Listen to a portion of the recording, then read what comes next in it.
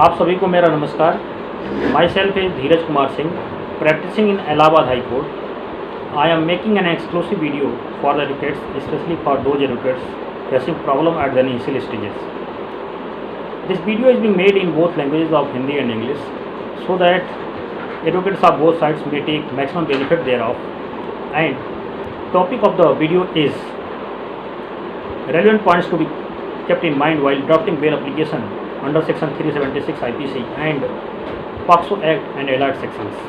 Before starting the topic, if you have not subscribed my channel so far, please subscribe my channel and like and share it with others so that I can get inspiration and motivation to make more videos and others may take maximum benefit thereof. Let us start the topic. Relevant points to be kept in mind while drafting bail application under section 376 IPC and POCSO Act and allied sections. First, whether applicant is named in the FIR or not. क्या applicant FIR में named है या नहीं. Second, whether what is the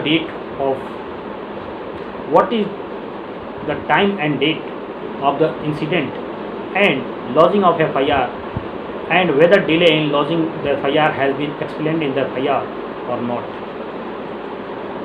incident की date क्या है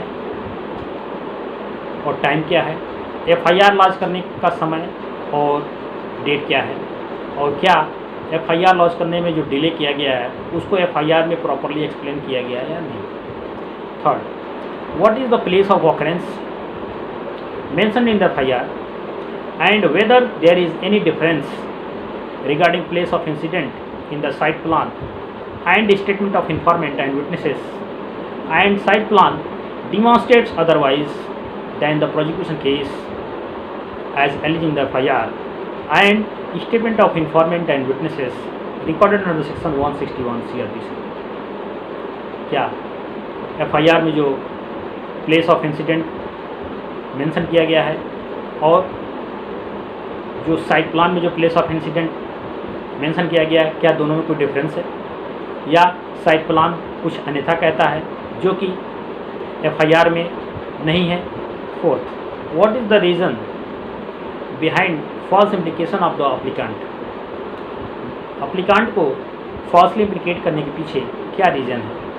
fifth, what age of alleged victim has been mentioned in the FIR, statement of victim recorded under section 161 and 164 CRPC. Victim की age FIR में 161 और 164 के बयान में क्या मेंशन की गई है. Sixth, whether prosecuted is fully grown up major girl and she established physical relationship with the applicant on her own sweet will and as per statement of victim recorded under section 161 and 164 CRPC. It is a case of consenting. क्या victim एक वयस्क लड़की है और उसने अपने स्वेच्छा से अप्लीकेंट के साथ शारीरिक संबंध बनाया है, और क्या उसके 161 और 164 के बयान के आधार पे ये कहा जा सकता है क्या यह कंसेंटिंग का केस है. Seventh, whether victim was known to the applicant and was in love with the applicant and she went along with the applicant leaving her parental home on her own free will, and there is no evidence that she ever protested or resisted the act of the applicant or made any complaint of it meanwhile. क्या applicant और victim एक दूसरे को पहले से जानते थे और क्या उन्हें प्यार एक दूसरे से प्यार था, और क्या विक्टिम अप्लीकेंट के साथ स्वेच्छा से अपने माँ बाप का घर छोड़ के गई, और क्या इस तरह का कोई एविडेंस है कि इस दौरान वो अप्लीकेंट के इस एक्ट को प्रोटेस्ट करी या रेसिस्ट करी, और इस संबंध में कोई उसने कंप्लेंट फाइल किया या नहीं. 8, what is the estimated age of the prosecuted opined by the doctor on the basis of ossification test, and if usual allowance of margin or 2 years on either side is given. Prosecuted reckons to be a major girl and provisions of POCSO Act would not be attracted at all. Doctor के द्वारा victim की estimated as, अनुमानित उम्र कितनी निर्धारित की गई है, और यदि 2 वर्ष का मार्जिन दिया जाता है तो क्या वो मेजर हो जाती है, और इस स्थिति में पॉक्सो एक्ट लागू नहीं होगा। 9th, whether any mark of injury, either internal or external, has been found all over the body of the victim, and any evidence of living or dead spermatozoa has been found। क्या कोई internal और external injury victim के body पे पाई गई है, और क्या कोई लिविंग और डेड स्पर्मेटोजोआ पाया गया है। 10th, whether any definite opinion about rape has been given by the doctor or not, or any apparent visual injury has been noted by the doctor in order to corroborate the prosecution version of rape or gang rape forcibly। क्या doctor के द्वारा rape के संदर्भ में कोई definite opinion दी गई है या नहीं, या कोई विजुअल इंजरी डॉक्टर के द्वारा नोट की गई है या नहीं जो प्रोसिक्यूशन केस को पुष्ट करता हो। 11th, whether victim has refused to get her medical examination conducted and has got her statement recorded under section 164 CRPC। क्या विक्टिम ने अपना मेडिकल एग्जामिनेशन कराया है या 164 का बयान कराया है या नहीं। 12th, whether prosecution version is consistent or prosecution case is so inconsistent that no reliance can be placed on it to detain the applicant to jail pending trial। क्या प्रोसिक्यूशन केस कंसिस्टेंट है और या inconsistent, इतना inconsistent है कि उस पर विश्वास नहीं किया जा सकता है अप्लीकांट को जेल में रखने के लिए ट्रायल के दौरान।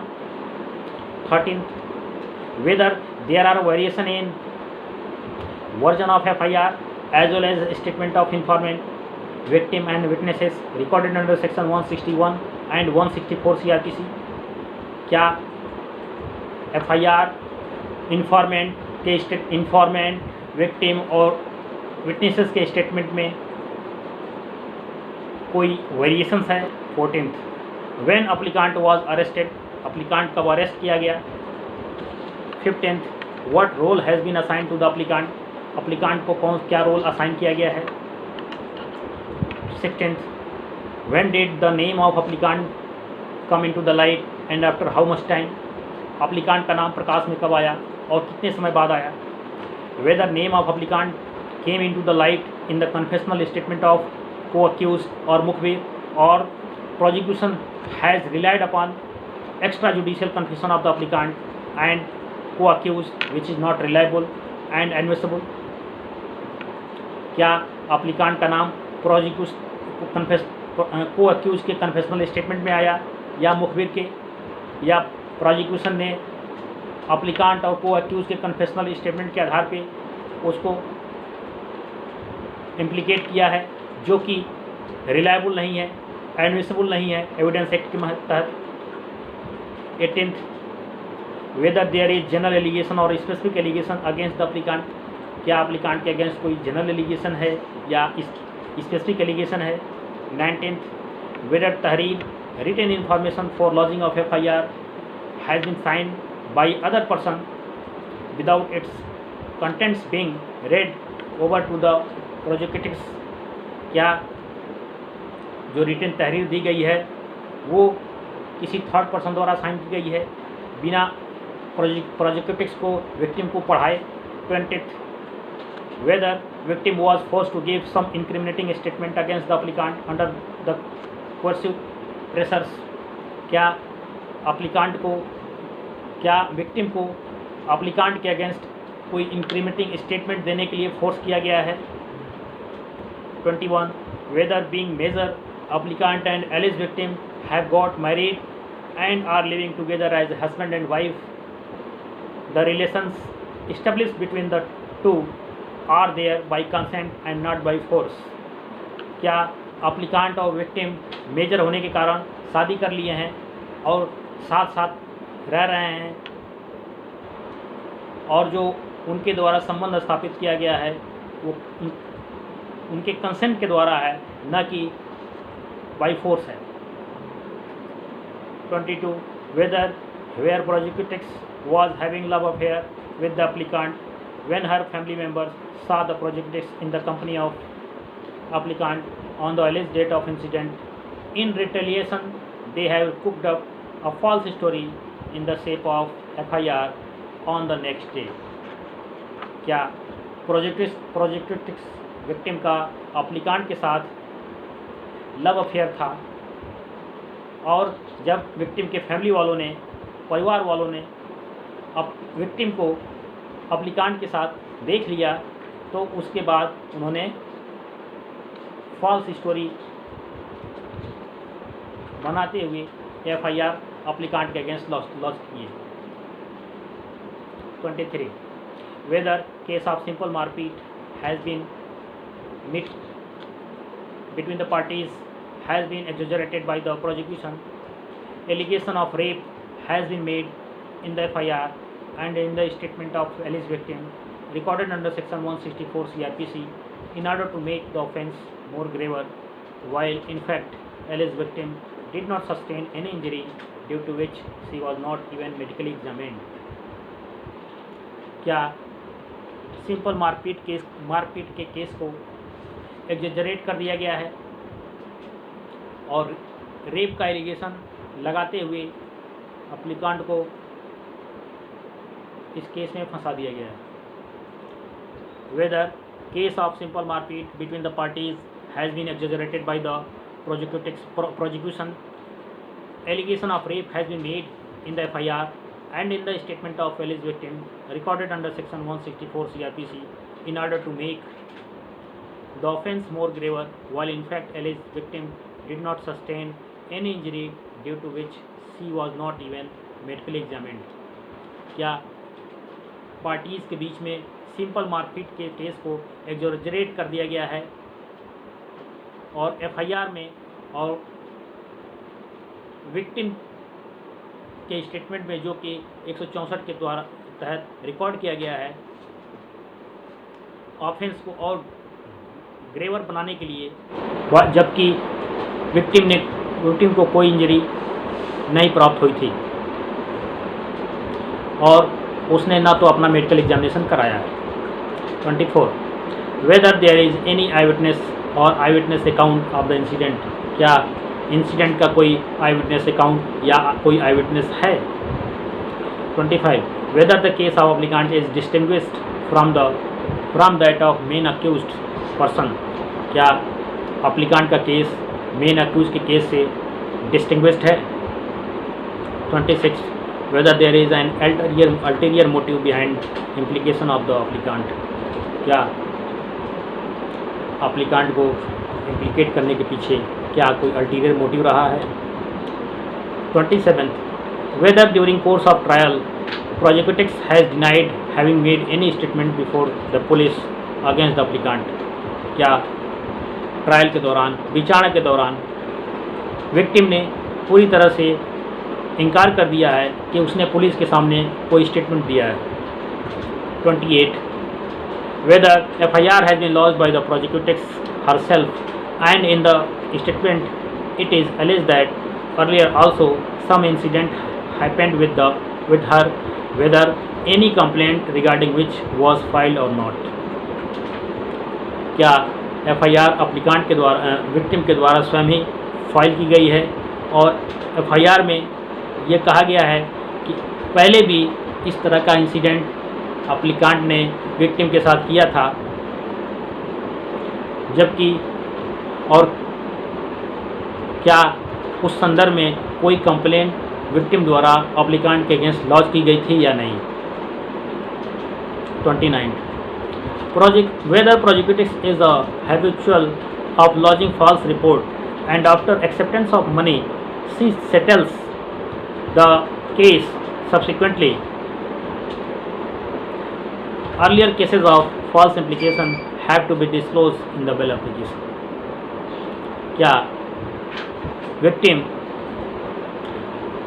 फॉल्स रिपोर्ट लॉन्च करने की हैबिचुअल है और पैसे प्राप्त करने के बाद क्या वो केस बाद में सेटल कर लेती है, और जो पहले के केसेस हैं उसको बेल एप्लीकेशन में मेंशन करना होता है।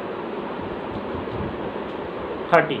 Whether there is an old enmity or business rivalry between informant, alleged victim, and applicant, or applicant has been falsely implicated due to party बंदी।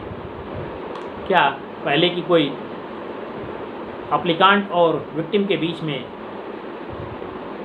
कोई एनिमिटी है या बिजनेस राइवलरी है या कोई पार्टी बंदी है। Whether there is any reliable evidence against the applicant to connect him with the present crime.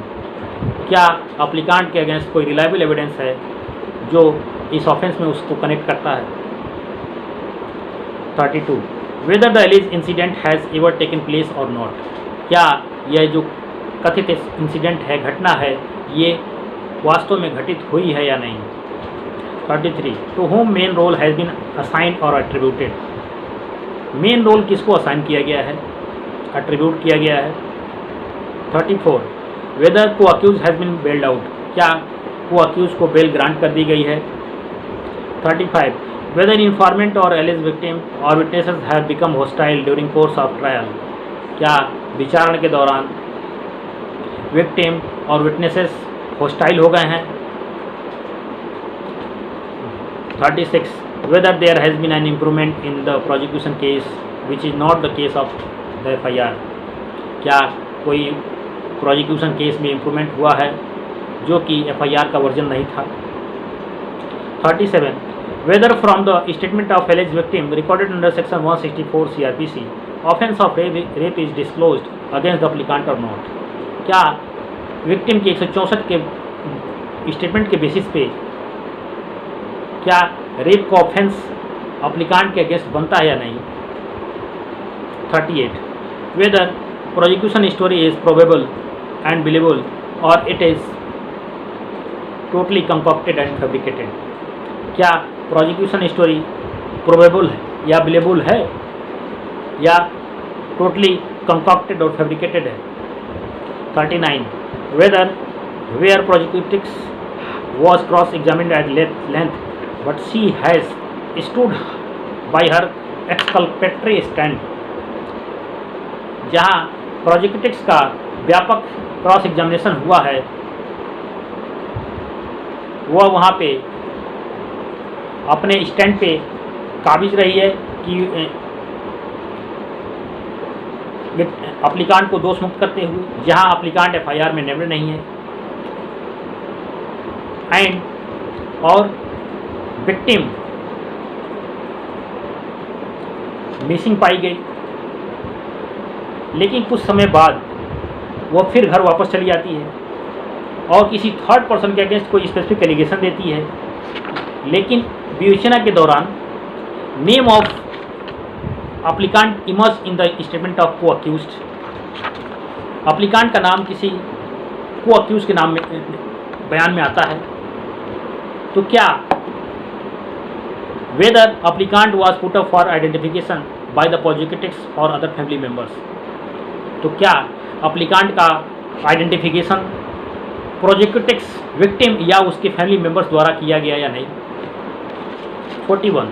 Weather co-accused had an affair with the prosecutrix and applicant being acquainted with him has been falsely implicated in the present case। क्या victim के साथ वो accused का love affair था और अप्लीकांट उसका परिचित होने के कारण उसे फंसा दिया गया है। And if there is copy of messages which were exchange between the prosecutrix and the co-accused can show cordial relations with the co-accused. और क्या कोई मैसेजेस जो विक्टिम और को अक्यूज के बीच में जो एक्सचेंज हुए हैं, क्या उसकी कॉपी है उपलब्ध है जो इसके कॉर्डियल रिलेशन को शो कर सकें। 42. Whether dispute between applicant and the victim arose after he refused to permit her to work in his establishment.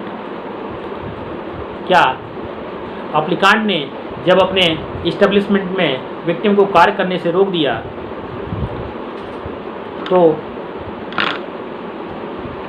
Dispute arise किया और यह FIR अप्लीकांट के अगेंस्ट लॉन्च की गई। 43.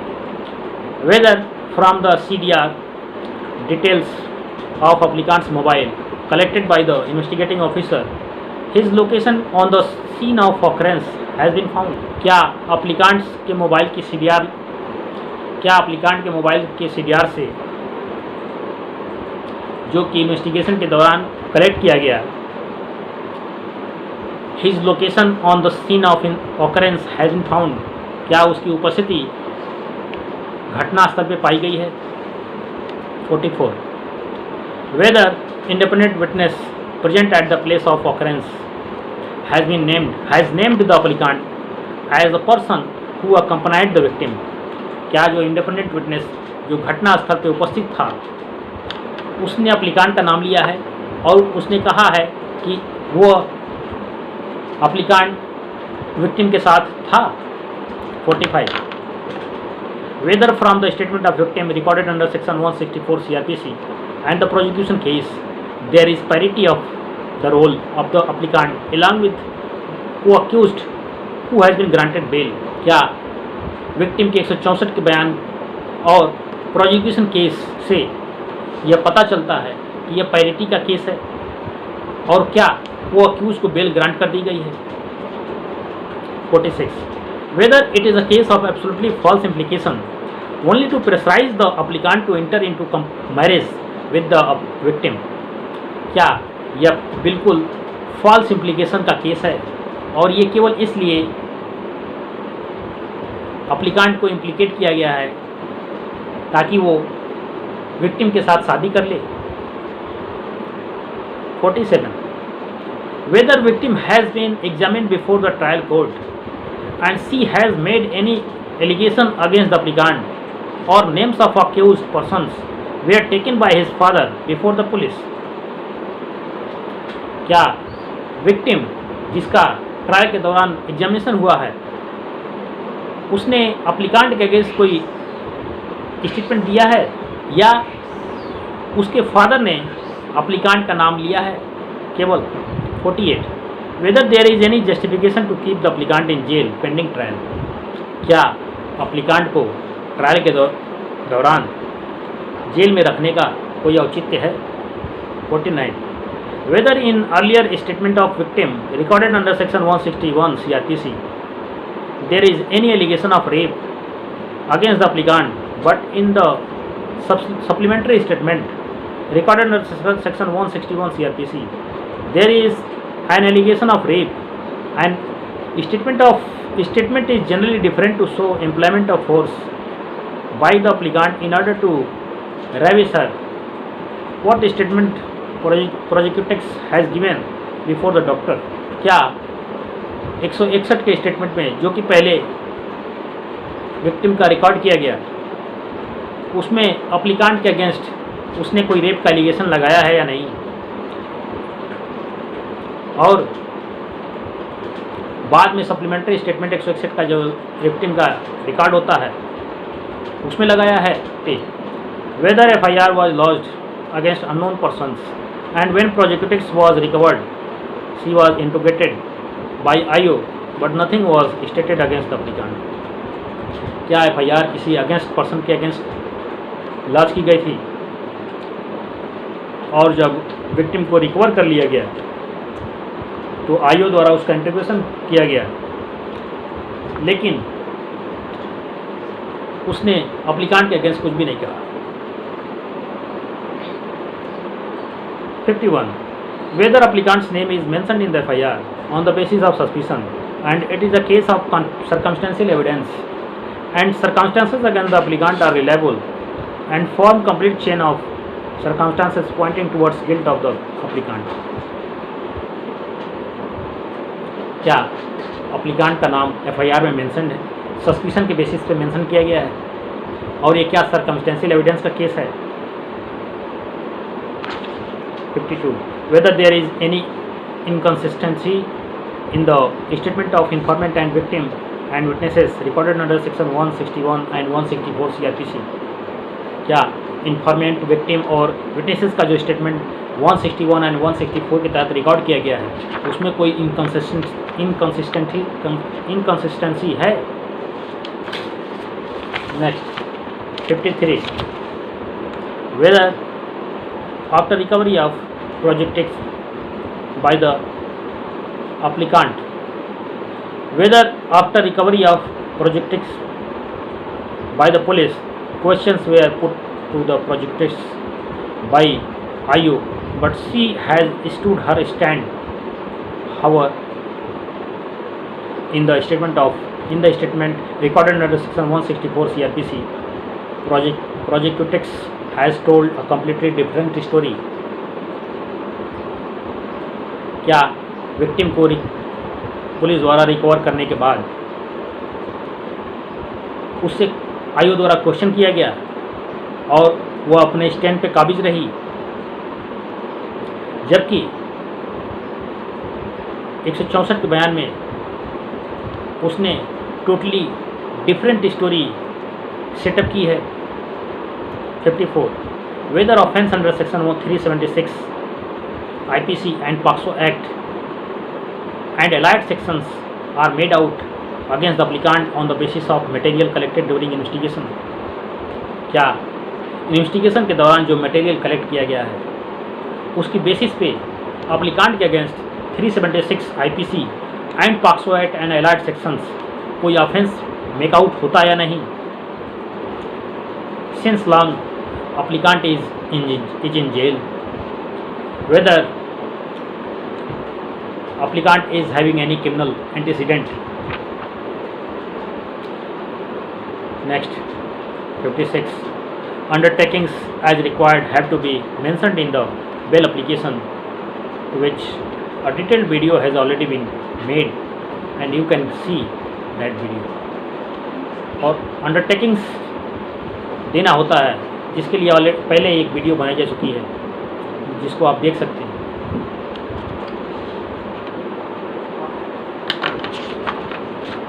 I have tried my level best to cover all bail applications with different allegations and evidence arising out of section 376 IPC and allied sections. If any point in your perspective has left, please point it out